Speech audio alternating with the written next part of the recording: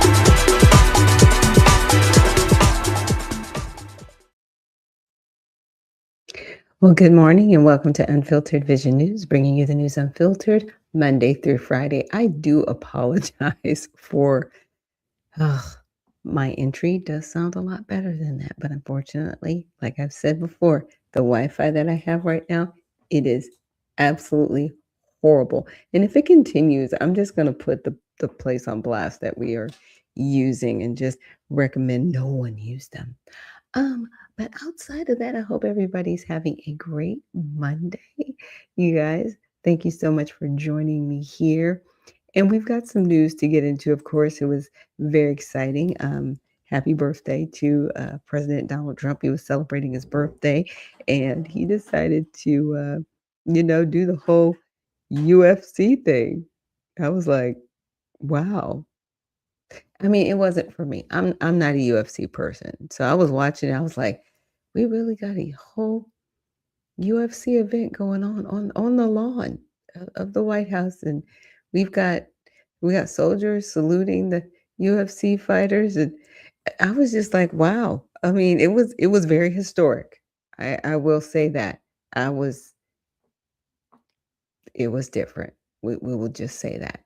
So with that, let's get into our news on all sides. And hi, Edwin. Good morning. Thank you so much for joining this morning. And so I wanted to get into some of the things going on. So the significance of the FIFA World Cup in a divided US and world. And interesting, especially with sports, it tends to bring people together from all different backgrounds, right? But, I'm not seeing it here, but some news reports, the Knicks, congratulations to the New York Knicks for winning the NBA Finals, but unfortunately, there was a lot of violence going on in the city in celebration. So, you win and you're gonna tear up your city, like, what is going on? And Edwin, thank you for asking how I am. I'm doing well, thank you. And also for Joshua World, thank you for joining us, and I'm doing well, thank you so much for asking. And I was just like, yeah, it is a very interesting place in our world now. So, because like I said, sports, it tends to bring people together, but now it's just violence. I think, maybe a month or 2 ago when they were having, an event in France, I think it was a soccer event, well, it's called football with the U, um, overseas, and they were just people in the streets, and it looked like France was burning down. I was like, "This is how you celebrate?" Like, okay, we need to change that. Okay, if you're winning or if you're celebrating, you don't burn things down. And I think this was old because we've already had the event, but Trump UFC event at White House cleared by federal judge. What are you talking about?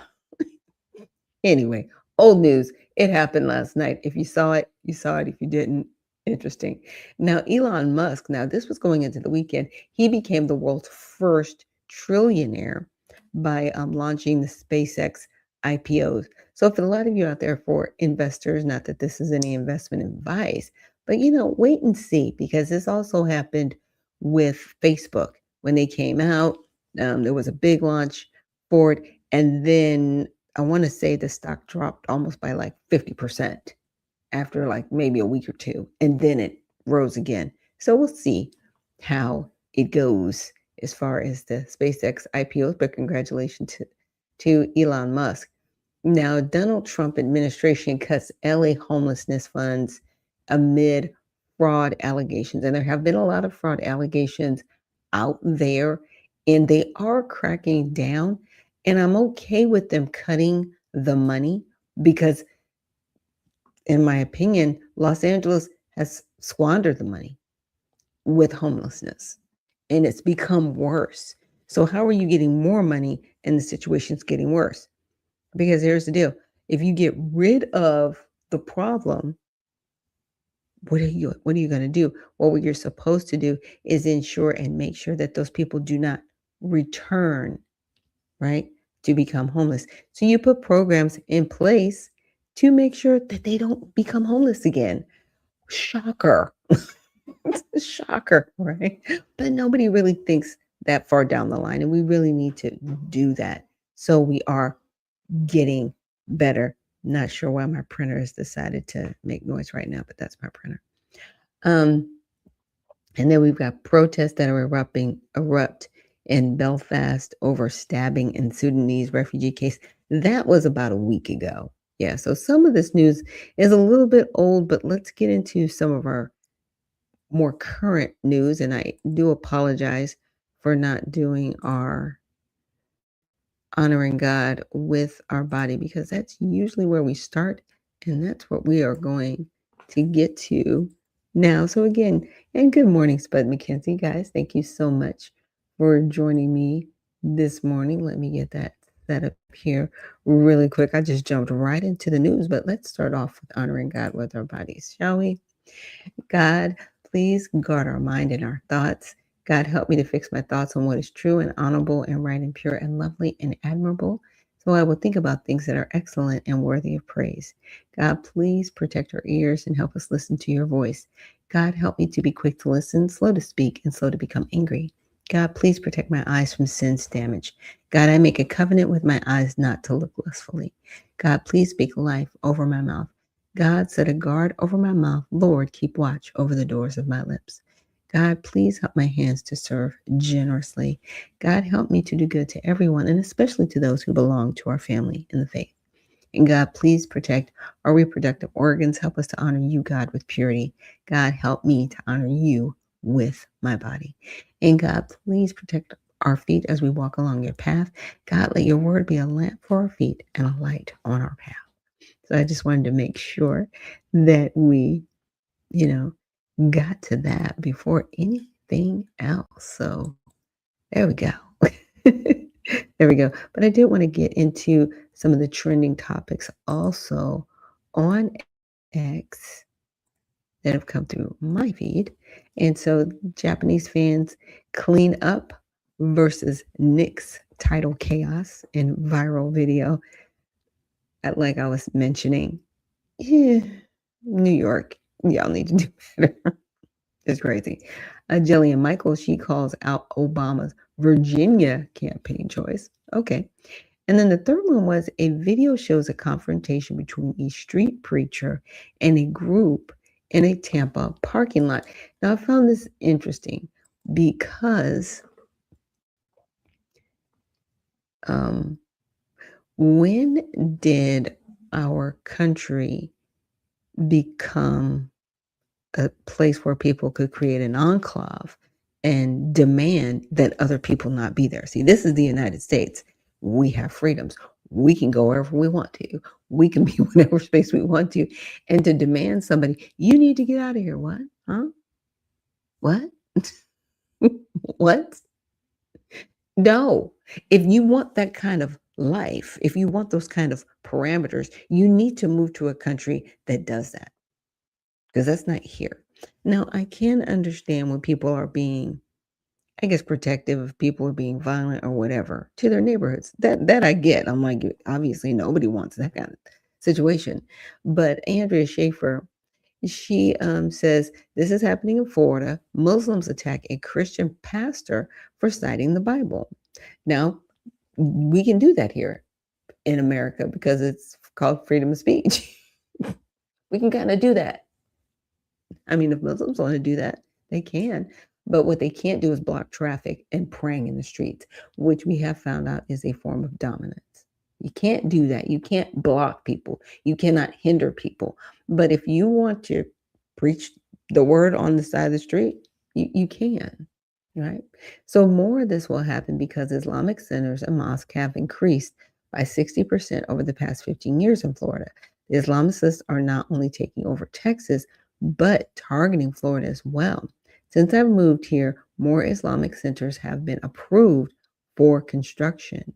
Whereas DeSantis and the presumed next Republican gubernatorial candidate, Donaldson, on the growing threat in Florida?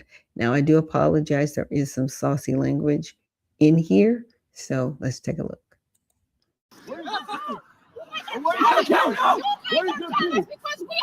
You're a terrorist. You terrorist. Come fight, you fucker. Come. Come fight. You fucker, come. You gonna fight? God's gonna burn you in hell, you child of the devil. Okay, so the preacher, he's talking. They're talking, but why are they threatening this man if he's just preaching the word? Why do they feel threatened? This is the United States of America. Stop. If you do not like that people actually have freedoms here, then you need to go back to a country that doesn't have those freedoms. If you don't like Christians, you need to leave here. Right? There are probably more Christians here than Muslims per capita. It is what it is. But if you move to a predominantly Christian country, that would be like me moving to a predominantly Muslim country and demanding people not practice Islam. That's silly. It is. It's just silly. If I make a demand for it. Now, if I share my faith and people want to be converted, that's totally different. Same thing here, right? If you're a Muslim and you come to America, you're like, okay, we're just going to, preach our Muslim faith. And if people want to be converted, they're converted. That's different, right? But you don't just come here and demand that people be that or demand that they not do what they've been doing. Like, don't be weird. Don't be weird.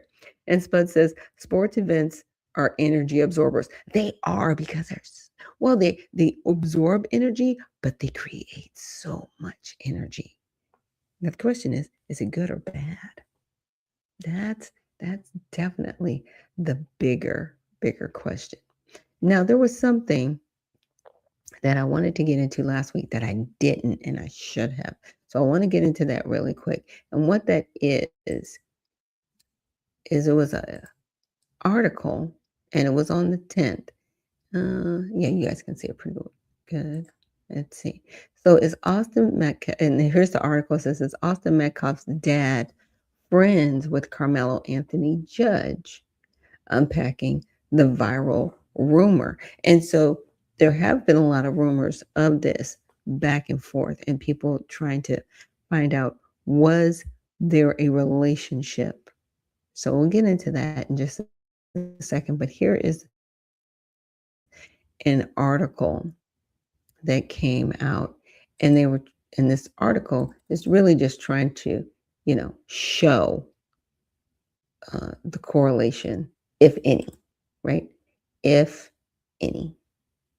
So Anthony 19 was convicted to 35 years in prison. Some use the photograph to call for a mistrial and conviction to be overturned. Others say it is proof trial was rigged against Anthony. So apparently there is a photo ad here with it was like a picture like of three of them. Okay, so this is just they've got individual people. And of course, they're speaking out the misinformation, right? And I get it. We don't want any misinformation. I'm not sure what this video says. Yeah, there should be a mistrial due to a conflict of interest. Metcalf, Judge Roach, and DA Greg Willis all knew each other. And Carmelo was in it. So I'm like, oh, wow, okay. I mean, and another question is self-defense. But again, like I brought up on Friday, what type of precedent are we setting where we can say, okay, if you pursue someone and you shoot them in the back, that's self-defense because that person just got off. But if you defend yourself and the person is unfortunately unalive, that's not self-defense. Now, each one on its face is, like I said, setting a different precedent. Secret Service Sam here with a Carmelo Anthony Austin Metcalf trial update. Now, earlier in one of my videos, I mentioned that Morris Dwayne Turner had informed me that Jeff Metcalf. Uh-oh, sorry. Again. Technology. Oh, come on. Seriously? We ought to... The DA and Judge Roach all knew each other. We're friendly together. Okay. Again. And now we have that proof. Look at this photo. This is a photo. I am so sorry we're fighting through this, y'all. We're fighting through this to get to this photo. I appreciate y'all staying in the fight with me, and amens, but Mackenzie and Jonathan Oshner 67 says hi. Well, hi and good morning. Ah, goodness, come on. We only got 30 seconds of this left. Can we muscle through this? The worst service ever. It drops out at the dime of the hat. Like I just don't even know. Hopefully we can get through this without much more of a struggle. I don't know why it's struggling so bad. Let me see if I can just do this. I've had worse in real time, you guys. I've had my camera fall. I've had some odd things happen. If anybody's been with me for a while, if you know, you know. Now let's see if this can pop in, possibly. Here we go. Let's see. All right, there we go. A little bit better. Anthony Austin Metcalf trial update. Now, earlier in one of my videos, I mentioned that Morris Dwayne Turner had informed me that Jeff Metcalf, the DA, and Judge Roach all knew each other. We're friendly together. And now we have that proof. Look at this photo. This is a photo of Jeff Metcalf, John Roach, the judge, and Greg Willis, who is the DA. Conflict of interest, anyone? I don't know. I am still working to verify this picture. I entered it in ChatGPT. It says it doesn't seem to be fake.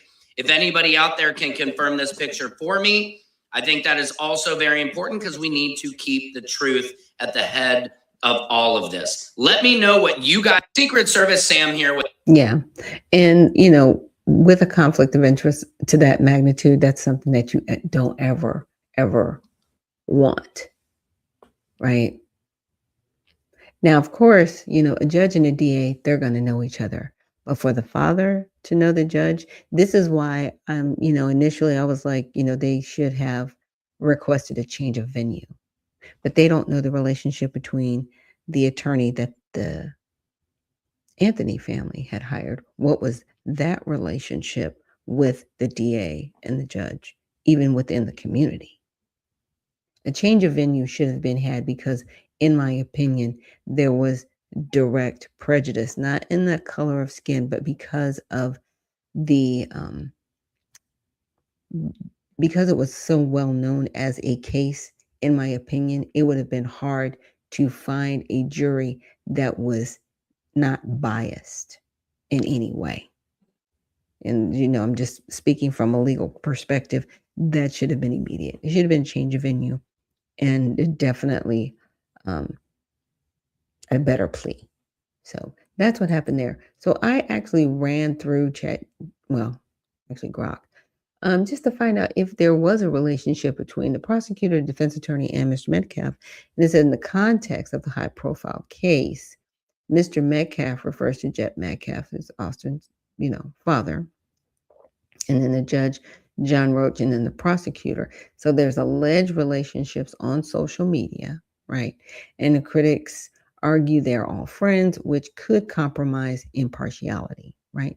And legal commentary notes the judges must disclose certain relationships, and personal friendships can create an appearance of bias, though a single photo or social connection does not automatically disqualify a judge or require recusal under Texas rules.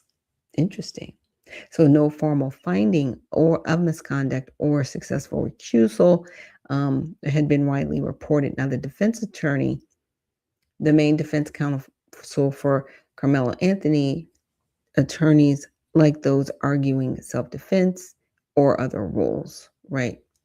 So I asked the defense attorney knew I meant to say it another way. Did the defense attorney know the district attorney? Yes, there is a well-established professional relationship. So Carmelo Anthony's attorney knew the district attorney. Yeah. So Mike Howard, self-defense attorney, another prominent defense attorney, Toby Schock, and lead prosecutors Bill Wersk, who handled much of the courtroom work, and Greg Willis.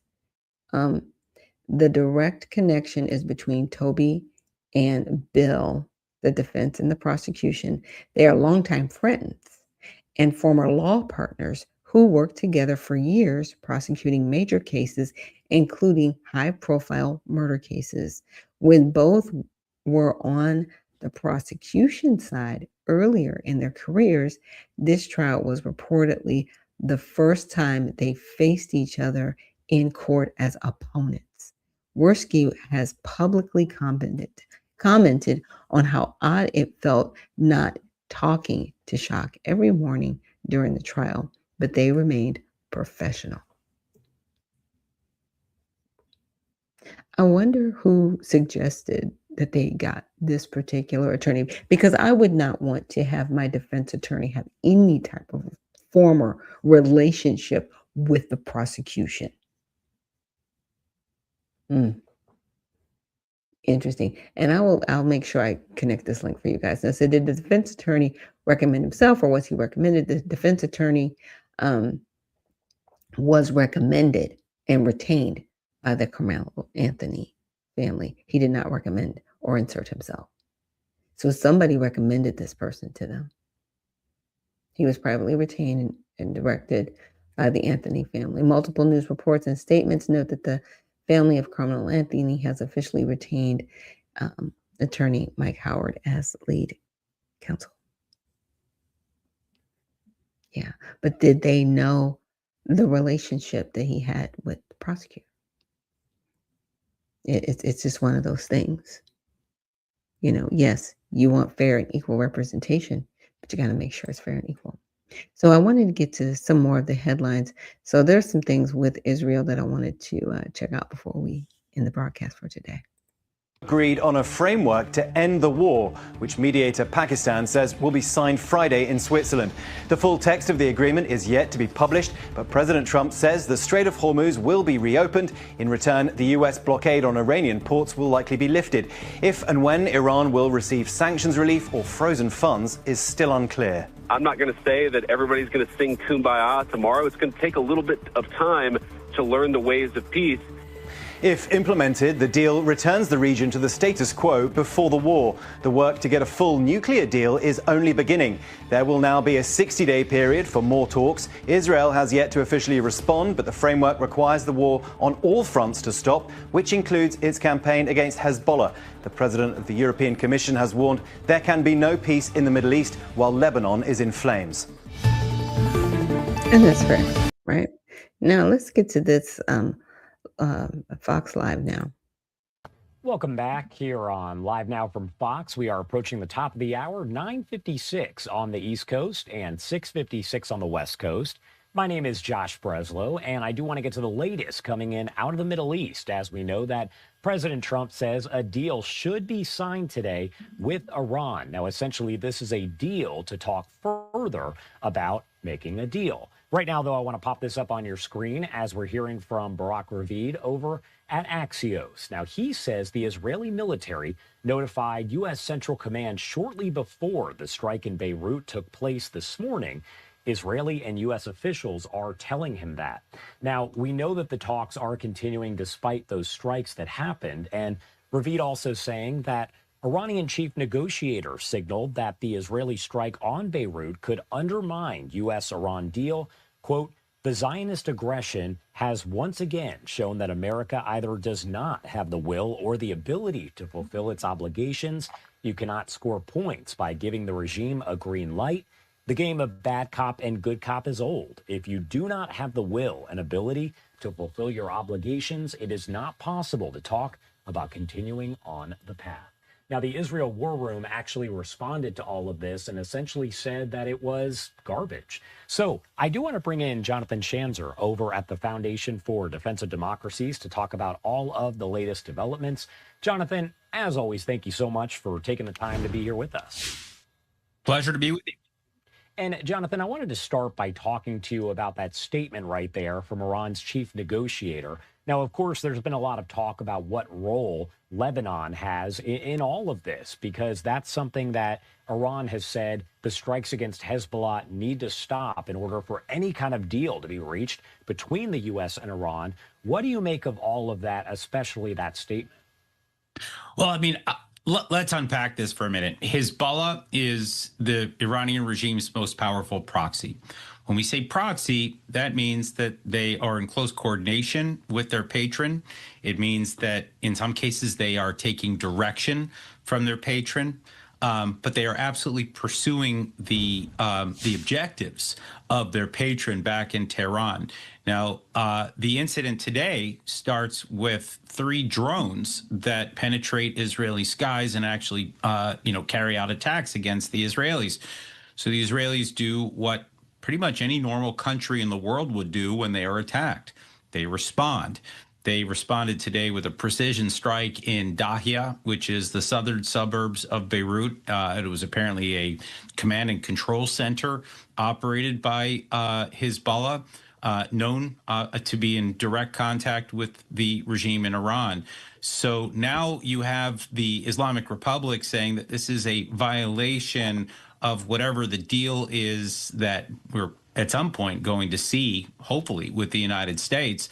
But it really is remarkable because their proxy starts at Israel responds, and now they're saying that they want to get out of the deal. In other words, this looks like an excuse. It looks like the regime is trying to get out of its obligation that it has signaled to the White House that it was going to follow through on today. This, of course, comes amidst denials that there was even a deal to be made, or at least that it was not going to be signed today. Now it sounds like there could be some sort of DocuSign where everybody enters into this, I don't know, virtually.